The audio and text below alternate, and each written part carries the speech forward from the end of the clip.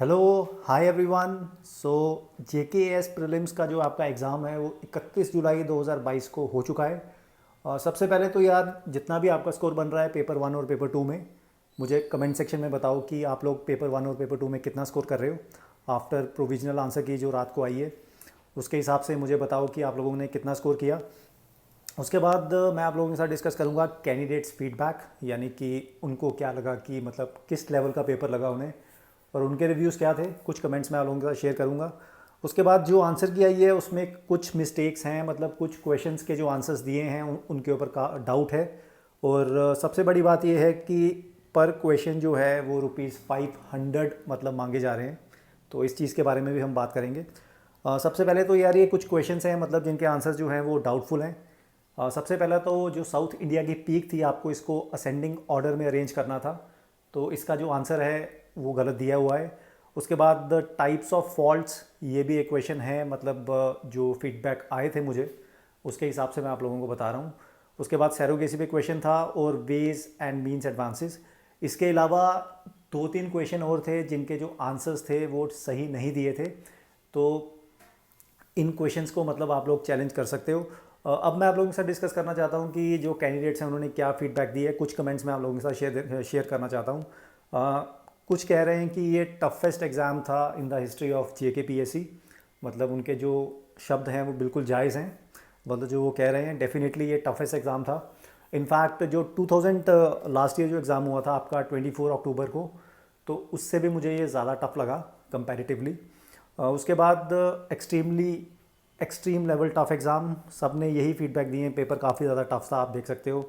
और कुछ तो ये भी कह रहे थे कि जो 90% लेवल था एग्ज़ाम का, दैट वाज मतलब UPSC के बराबर था। और उसके बाद ये भी कहा जा रहा है कि जो ओपन मेरिट की कट ऑफ है वो 50 से ज़्यादा नहीं जाएगी। आप देख सकते हो कि जो डिफ़िकल्टी लेवल है एग्ज़ाम का, सभी यही कह रहे हैं कि टफ़ एग्ज़ाम था और ओपन मेरिट का कट ऑफ 50 से ज़्यादा नहीं जाएगा। और जो सबका यही कहना है कि जो कट ऑफ है वो लो रहेगी।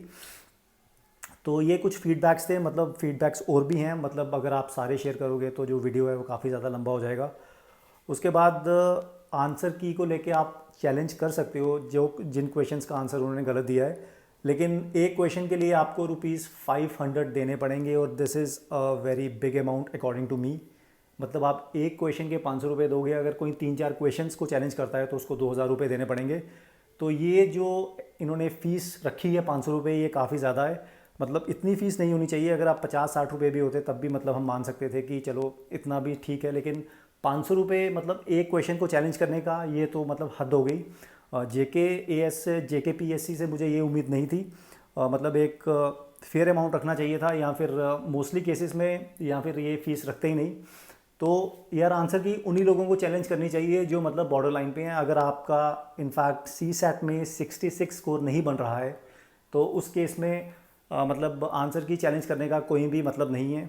आंसर की आप चैलेंज कर सकते हो, सपोज़ आपका पेपर टू क्वालिफाई है 66 और आपके पेपर टू में मतलब 50-51 के आसपास बन रहे हैं ओपन मेरिट में, या फिर 52, और आपको लगता है कि दो तीन क्वेश्चंस में डाउट है, उस केस में आप आंसर की को चैलेंज कर सकते हो।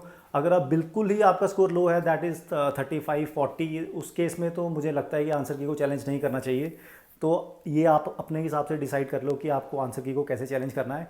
इनफैक्ट जो आपका ग्रुप है, मतलब 5-6 लोगों का, जो भी आपके दोस्त हैं जिन्होंने ये एग्ज़ाम दिया है, तो आप मतलब डिस्कस कर सकते हो कि कौन से क्वेश्चंस गलत हैं और उसके हिसाब से मतलब आंसर की को चैलेंज किया जा सकता है, सो दैट जो सबके जो मतलब डाउट्स हैं वो सबके क्लियर हो जाएं।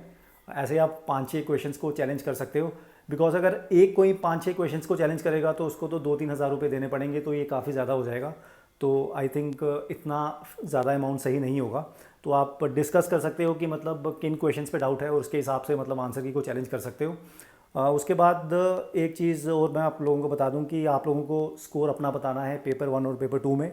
जितना भी आपने स्कोर किया है कमेंट सेक्शन में, और बिल्कुल करेक्ट स्कोर बताना जो आपका ऑथेंटिक स्कोर बन रहा है आफ्टर प्रोविजनल आंसर की।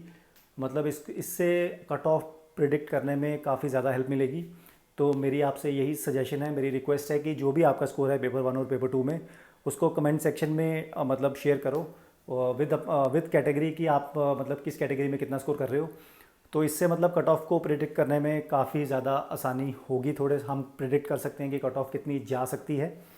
तो यही चीज़ें मैं आप लोगों के साथ डिस्कस करना चाहता था। और एक और चीज़ है कि जो सी सैट का पेपर था इस बार वो भी टफ था।